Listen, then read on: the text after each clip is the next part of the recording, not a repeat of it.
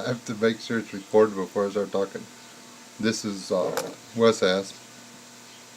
For those of you that are seeing the video and don't know, actually know who I am already. My hair's not in a ponytail. Just like straightening it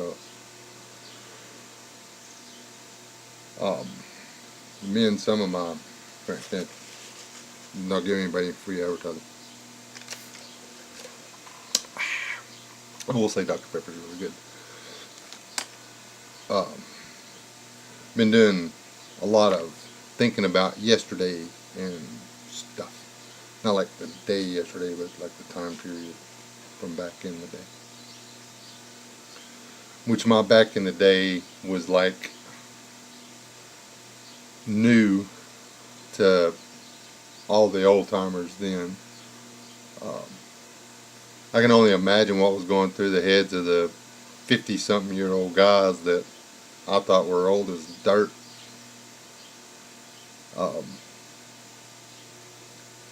But I said something about it in the previous video about it. You know, I grew up in the 70s. You know, my childhood was the 70s. I would have, had I not dropped out, I would have graduated in 82. Held back once. There, now you know how old I am.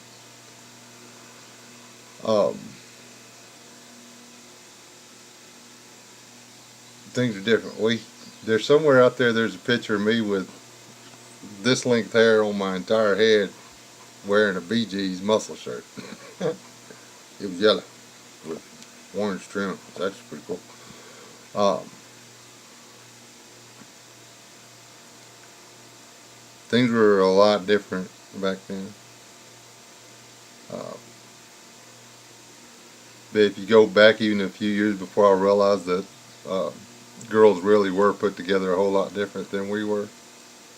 Us guys were, then, you know, it's a completely different world then. When I was a little bitty kid, all the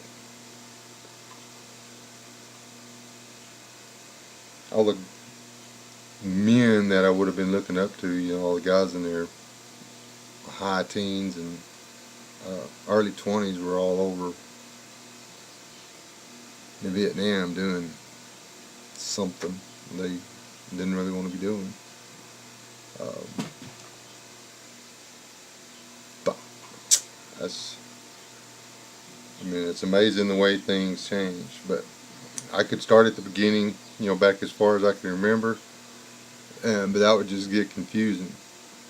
So the way I'm going to do these videos is whenever something comes to mind, a memory comes to mind, then I'm going to try to touch on the story and the way things were different. When I was younger, let's say in my prime, say around 30, things were a lot different. You had to convince somebody to buy a stainless steel knife because they weren't. Well, I still don't think they're worth anything. I carry a couple because they're affordable and I have used knives like you wouldn't believe. But I've been thinking around with making knives my whole life. Some of them turned out, some of them didn't. It was usually just done with a grinder or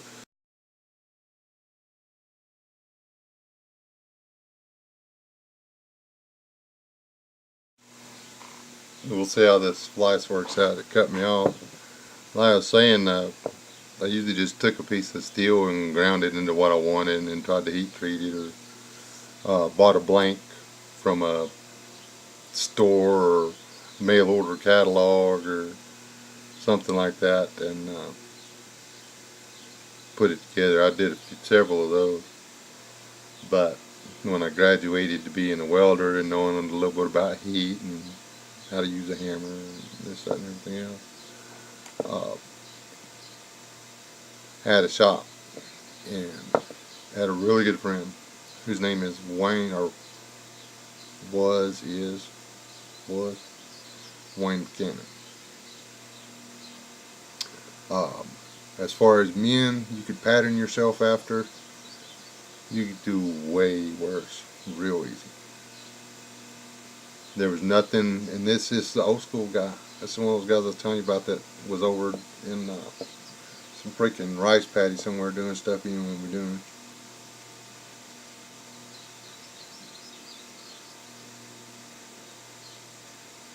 They were different men. They were different guys before they went, and they were different men when they come back. They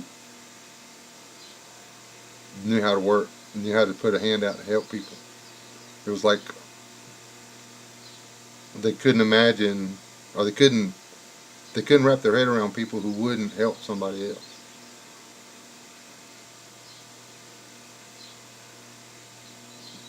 The thought of leaving somebody sitting on the side of the road was so alien to a man like Wayne Buhcanan that he never considered it. He would be supposed to be at the house, and we'd be like wondering where he is, and he'd show up 30 minutes later and telling us about some guy or some woman with 1,400 kids in the back of a van or something that he had to rescue or whatever, or somebody he had to chase down because their purse flew off the top of their car and he stopped and picked it up and all their money and everything was in it, so he chased them for 30 miles down the highway so he could get them their money back. All wearing that uniform shirt. Anyway, I said I had a shop, and he caught me tinkering around with trying to make a knife, but I was just using mild steel and I never could get the heat treat. And he walked in the building one day, and no, it was at the house. He come to the house, and he was like, he handed me this. It was 3 inches wide and almost a half-inch thick. It was over 3/8. It was a thick chunk of iron. Had a little bit of curve to it and a hole in one end. I said, what am I going to do with this? He says, I don't know. It's a piece of steel. It's high carbon steel. It's a leaf spring off a Mack truck that broke. I had to replace it. Thought you might be able to figure out something to do with it. I was like, okay. And I got thinking about it, and I said, you know what I'm going to do? I'm going to make a knife out of that. And he said, that's what I figured you would do. And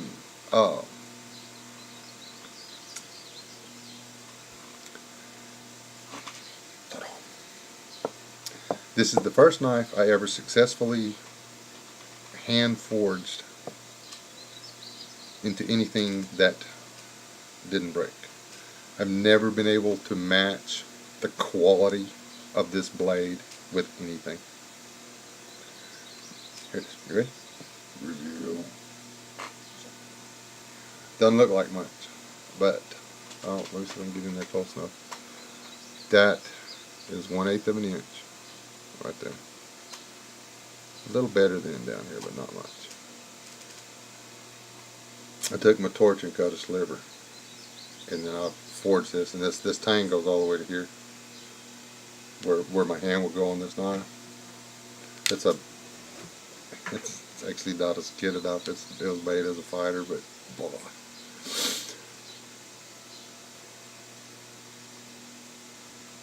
This thing will slice paper all day long. I can put a tiny hone on this, and I can gut skin and butcher an entire hog, and it won't lose the edge.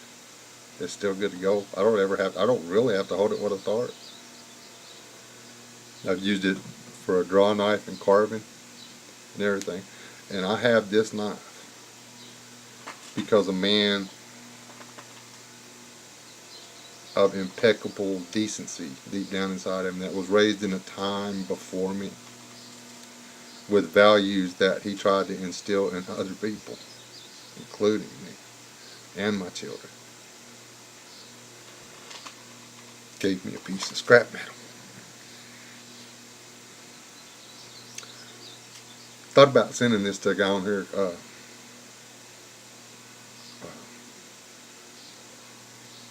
give me a sheath made. There's no way this is going through the mail. Uh, I do carry this when I'm going. I use it. I've had people offer me, God, don't, there's a lot of money been offered for this blade. And it's ugly. I mean, but, and I've tried to break it. I've hacked stuff with it. I've chopped down trees with it. So ain't no good having a knife if you can't use it. But anyway, the thing about it is, I don't know anybody younger than me that would watch a purse full of money fly off the back of a car and watch the people just keep going in the distance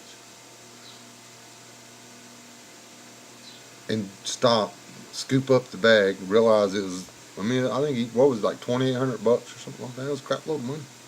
This was a while back. It was a crap load of money. The people were on vacation. Anyway, and then drive like a bat out of hell to catch somebody that was driving like a bat out of hell, so he could give the money back to them. I just don't know anybody like that. There may be a few, and I'm not disrespecting anybody out there. I'm sure there are people. Me personally, in my personal life, I don't know any of the young people in my world that would do it. But I think my sons will think about keeping the putty. They would. They might. I'd like to think they would. But they knew Buchanan too.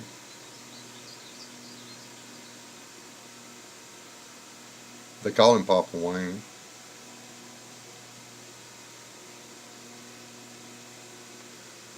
The thing is, we've let so much go by. That he couldn't turn on a computer. He never did have a cell phone, did he, Wayne? He didn't call you. If he wanted to talk to you, he went to where you're at.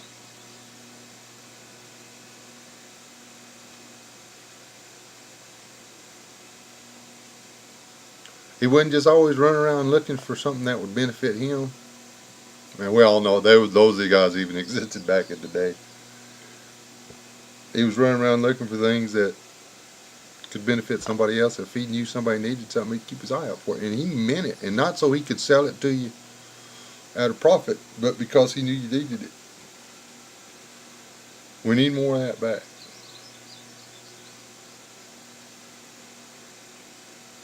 We need more of that back.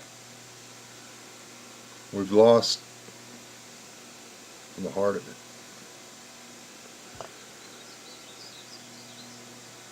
Wayne's the first one of my friends that I lost to the big C. And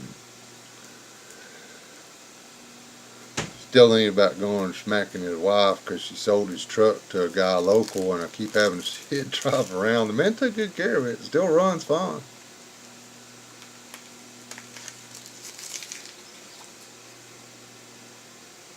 What, 12 years? That old boy goes, I'm going to try to get the truck.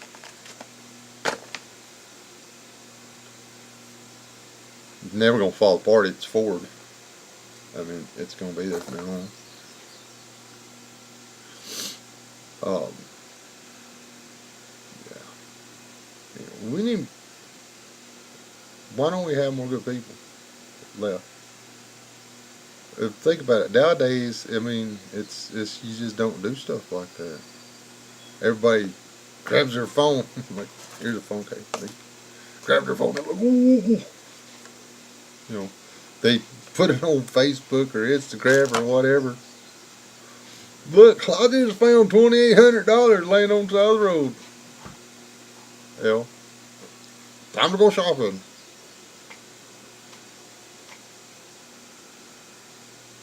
Back then, there was a lot of guys that would have chased the person down to get him their money back. I just don't think there's that many of them left. Around, this is a small town. We might have a few more here than everywhere else. But I see the door slam in people's face all the time. I've seen little old women get knocked down because guys in their teens and 20s didn't have time. They will hold the door for another coworker or for a man. They will let go of the door and let it slam in to a woman or an older person or an old lady or whatever trying to get in or out of the store. They won't stand at the door and hold it and wait for the one on the walker to get there and get in. They just leave it on.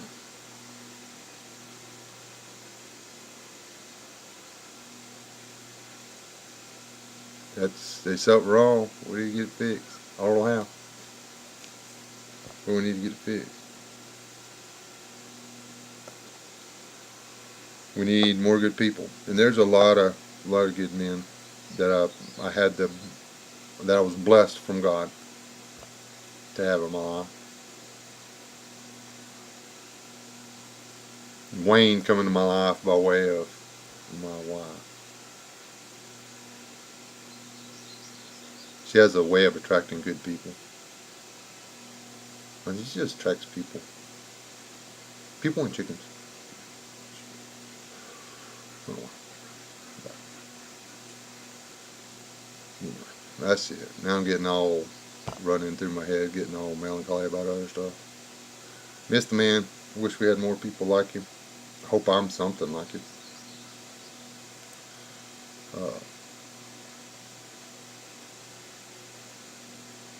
Doubt it.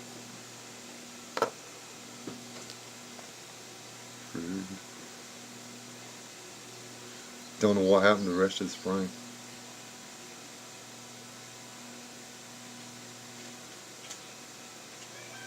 It's probably in Texarkana. So.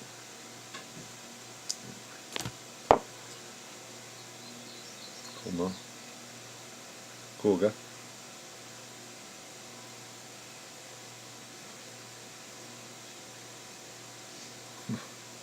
I'm probably going to have to get this buried with me so my boys don't kill each other for it. Their sister just going to shoot them in the back of the head and take it. So it don't matter anyway. But anyway. Y'all have a good one. Try to teach kids something besides how to just stay alive.